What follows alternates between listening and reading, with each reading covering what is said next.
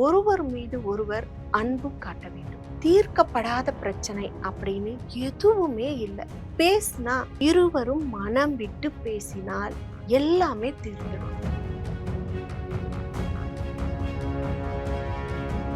இது எல்லாமே நீங்க காதலிக்கும் பொழுது அல்லது திருமணமான புதிதில் எல்லாம் சரியா போயிடும் அப்படின்னு விட்டுறீங்க. அதுக்கப்புறம் அதுக்கு சரி பண்றது கொஞ்சம் கஷ்டம்.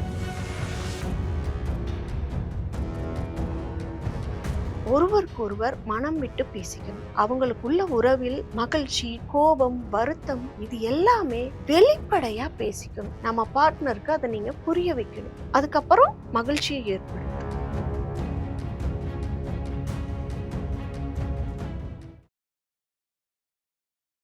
தமிழ்நாட்டுல எல்லாமே சேஞ்ச் ஆயிடுச்சு. உங்க நகையையும் சேஞ்ச் பண்ணுங்க. உங்க பழைய நகைக்கு கிராமுக்கு 150 ரூபாய் கூடுதலா வாங்கி புது நகை எடுத்துக்கோங்க. அதே கம்மி சேதாரம் தான் உங்க லலிதால மட்டும்தான். சிட்டாசிஸ் தமிழர் 4.0 அணிகளாய் திரள்வோம், அமைப்பாய் உயர்வோம். ஜூலை 24-25 ஹில்டன், சென்னை. திருமண பந்தம் நீடித்திருக்க என்ன செய்ய வேண்டும்? இப்ப இருக்கக்கூடிய அவசர காலகட்டத்துல எல்லாமே அவசரமா இருக்கு. ஆனா திருமணம் என்பது காலத்தால அழியாதது. ஜென்சிக்களுக்கு குறிப்பா இந்த காணொளி பயன்படும்.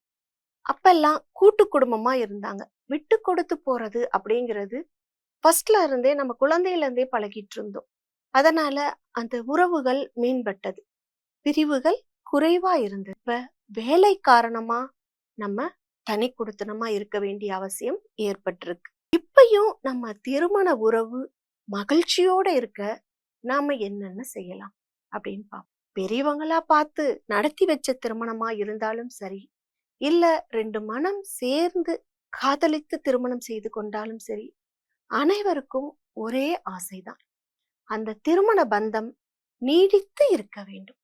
அதற்கு நாம என்ன பண்ணணும்? முதல்ல ஒருவரை ஒருவர் புரிஞ்சுக்கணும், விட்டு கொடுத்து போகணும். அதுக்கு அந்த பண்பு தான் மிக அவசியமானது. மாறி வரும் நெருக்கடியான வாழ்க்கை முறையில இன்று பல தம்பதிக்குள் நெருக்கம் குறைந்து ஒரே வீட்டுல கூட நிறைய கருத்து வேறுபாடுகளோட இருக்காங்க.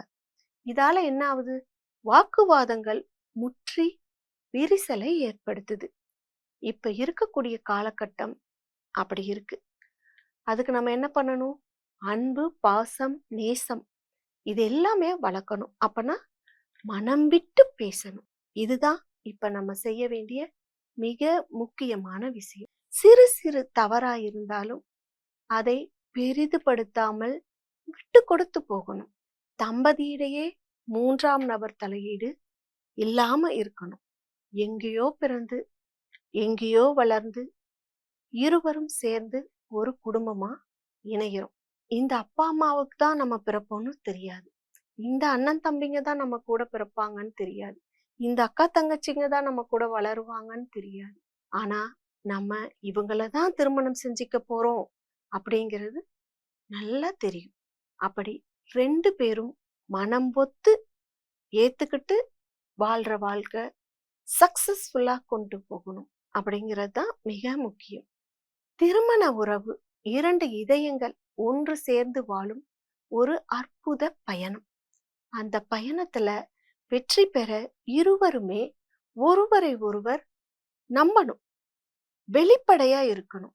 அது மிக அவசியம். கணவன் மனைவி உறவில் வெளிப்படைத்தன்மை தான் ஒருத்தர் மேல ஒருத்தருக்கு அன்பு அதிகரிக்கும். அவங்கள பத்தி நம்ம தெரிஞ்சுக்கணும், அவங்களுக்கு நம்ம எது வேணாலும் செய்யணும் அப்படிங்கிறத நம்மளுக்கு தரும். இதுதான் நம்ம வாழ்க்கைக்கு ஒரு பாலமாவே இருக்க போகுது அப்படிங்கிறத கணவன் மனைவி உணரணும். அப்ப இருவருக்குள்ளும் நெருக்கம் தானாவே வந்துடும். நீங்க பேசிக்கவே இல்லை, பார்த்துக்கவே இல்லை, 2 நாள் வெளியூர் போயிட்டோம் அப்படின்னா கூட அந்த உறவு பலப்படும். இந்த நேரத்துக்கு இவங்க இதுதான் பண்ணுவாங்க, இவங்க இந்த நேரத்துக்கு என்னை நினைச்சிட்டு இருப்பாங்க அப்படிங்கிறது உங்களுக்கு நல்லா தெரியும். அந்த திருமண வாழ்க்கை தொடக்கத்துல இருந்தே நீங்க கொண்டு வரணும். அது ரொம்ப முக்கியம். திருமண வாழ்க்கை தொடக்கத்துல எப்படி இருந்தது அப்படின்னு கேட்டீங்கன்னா, எல்லாருமே சொல்ற ஒரே பதில், அப்பெல்லாம் நல்லா தான் இருந்தது, போக போக தான் அந்த கசப்பு அதிகரிச்சது அப்படின்னு சொல்லுவாங்க. சண்டை இல்லாம வாழ்க்கை இல்ல. அந்த சண்டை சமாதானத்துல முடியும் பொழுதுதான் தம்பதியரிடையே சந்தோஷம் அதிகரிக்குது. அன்பு, பாசம், அரவணைப்பா மாறுது. இது நாளாக நாளாக வளர்ந்துட்டு தான் போகணும். ஆனா இப்ப இருக்க காலகட்டத்துல குறைஞ்சிட்டே போகுது. கணவன் வேலை பளு காரணமா, மனைவியும் வேலை பளு காரணமா இந்த பிரிவினை இருக்குன்னு ஒரு பக்கம் சொல்லலாம். மனைவி என்ன பண்றாங்க? குழந்தைகளை பார்த்துக்கணும், குடும்பத்தை நல்லபடியா கொண்டு வரணும் அப்படின்னு ஒன்னொன்னா விட்டு கொடுத்து அவங்க வாழ்க்கையே நினைக்கிறது இல்ல. அதே மாதிரி கணவனும் பணம் சம்பாதிக்கணும், அடுத்த லெவலுக்கு நம்ம போகணும், இதுக்காகவே ஓடிட்டு இருக்காரு. வாழக்கூடிய வாழ்க்கையை வாழவே இல்லை. அதை இருவரும் கலந்து அவங்களுக்கு உண்டான நேரத்தை ஒதுக்கிக்கணும். 2 பேரும் ஒரே நாள்ல லீவ் போடணும். ஒரே நாள்ல லீவ் போட்டு வீட்டுல இருக்கிறது உங்களுக்கான டைமை ஸ்பெண்ட் பண்ணணும். நீங்க பேசிக்கவே இல்லை, பார்த்துக்கவே இல்லை, பழகிக்கவே இல்லை அப்படின்னா கூட வீட்டுல 2 பேரும் ஒரே டைம்ல இருக்கிறோம் அப்படிங்கிறதே ஒரு மகிழ்ச்சியை ஏற்படுத்தும் உங்களுக்கு. இது எல்லாமே நம்ம காலத்துக்கும் சேர்ந்து இருக்கிறதுக்கு வழிவகுக்கும். நம்ம குழந்தைகளோட எதிர்காலத்துக்கும் அது நல்லது செய்யும். இருவரும் வேலைக்கு போறோம். இப்ப இதுல முதல்ல தலை தூக்குறது இந்த ஈகோ பிரச்சனை. யார் முதல்ல விட்டு கொடுக்கறது, நான் செஞ்சது தப்பே இல்லை அப்படிங்கிற மாதிரி 2 பேருமே இருந்துடுறாங்க. கணவன் மனைவி மீதும், மனைவி கணவன் மீதும் அக்கறை கொள்ளாம இருக்காங்க. இதுக்கு முக்கிய காரணம் இவங்க நம்பிக்கைத்தன்மை குறையுது. இதுலதான். இதுக்கு நீங்க என்ன பண்ணணும்? தினமும் ஒரு முறையாவது ஐ லவ் யூ சொல்லிக்கோங்க. சாப்பிட்டீங்களா? வீட்டுக்கு எந்நேரம் வருவீங்க? உங்களுக்கு என்ன வேணும்? இப்படின்னு ஒருத்தர் ஒருத்தர் ஒரு கால் பண்ணி பேசிக்கோங்க. இல்ல ஒரு மெசேஜ் போட்டு விடுங்க. இது எல்லாம் நம்ம அக்கறையா அவங்க கிட்ட இருக்கோம் அப்படின்னு காட்டிக்கிறதுக்கு இல்ல. நம்ம கடனேன்னு இதையும் செய்யக்கூடாது. நம்ம அன்பை வெளிப்படுத்துற தருணமா இதை நம்ம பார்க்கணும். ஒரே வீட்டுல கணவன் மனைவியா இருந்தாலும் தனிமையில இருக்கிறது விரக்தியை ஏற்படுத்தும். அது மன சோர்வை அதிகரிக்கும். அப்புறம் அது பொய்யான வாழ்க்கைக்கு பழகிடும். அது குடும்பத்தையே பாழாக்கிடும். ஒருவர் மீது ஒருவர் அன்பு காட்ட வேண்டும். தீர்க்கப்படாத பிரச்சனை அப்படின்னு எதுவுமே இல்லை. பேசினா, இருவரும் மனம் விட்டு பேசினால் எல்லாமே தீர்ந்துடும். யாராவது ஏமாற்றி இருந்தீங்கன்னா வெளிப்படையா சொல்லுங்க. நான் தவறு செஞ்சுட்டேன், என்னை மன்னிச்சுடு அப்படின்னு கேளுங்க. இனிமேல் நான் அப்படி செய்ய மாட்டேன் அப்படிங்கறது ஒரு உறுதிமொழியை கொடுங்க. சுமூகமா போகும் உங்க வாழ்க்கை. நம்ம ஒர்க் பண்ற இடத்துல யார்கிட்டயோ நம்ம ஒரு நாளைக்கு 1000 தடவை சாரி சொல்றோம். நம்ம வீட்டுல கணவன் மனைவி கிட்ட, மனைவி கணவன் கிட்ட சொல்றதுக்கு இதுல ஈகோ பாக்குறோம். அது எவ்வளவு பெரிய தப்பு. மனம் விட்டு பேசுங்க. அதுல எந்த தப்புமே இல்லை. எல்லா தப்பும் சரியாயிடும். இது தம்பதிகள் மகிழ்ச்சியோட இருக்கிறதுக்கும், வரும் தலைமுறையே நல்லபடியா வாழ்றதுக்கும், எதிர்காலம் சிறப்பா இருக்கிறதுக்கும் இது அமையும்.